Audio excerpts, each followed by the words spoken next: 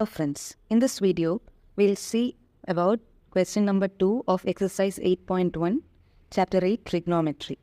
Question: in the following figure, find tan P minus cot R.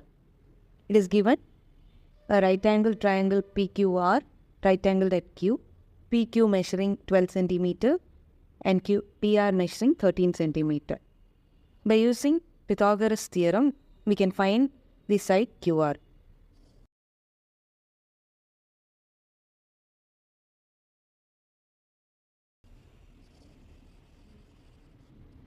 PR square is equal to PQ square plus QR square. We have to find QR square. QR square is equal to PR square minus PQ square. Now by substituting the values, QR square is equal to 13 square minus 12 square. QR square is equal to 169 minus 144. QR square is equal to 25, which implies QR is equal to 5. Now we have to find tan P minus cot R.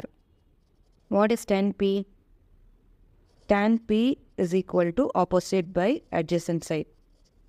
Opposite to angle P is QR. Adjacent side is PQ. QR by PQ, which is equal to 5 by 12 centimeter. 5 by 12, that is. Then we have to find cot R, which is equal to adjacent by opposite, which is equal to QR by PQ, which in turn gives 5 by 12.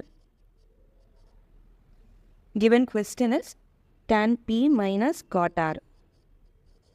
By substituting the values, 5 by 12 minus 5 by 12 is equal to 0. We can easily do the sum by initially finding tan P as tan P is equal to opposite by adjacent, that is QR by PQ, and cot R is equal to adjacent by opposite, that is equal to QR by PQ. And the question asked is tan P minus cot R, which is equal to QR by PQ minus QR by PQ. It gives us 0 as the answer. For doing MCQ questions, we can follow this shortcut rule. And for writing answers, long answers, we have to continue our normal method. Thank you.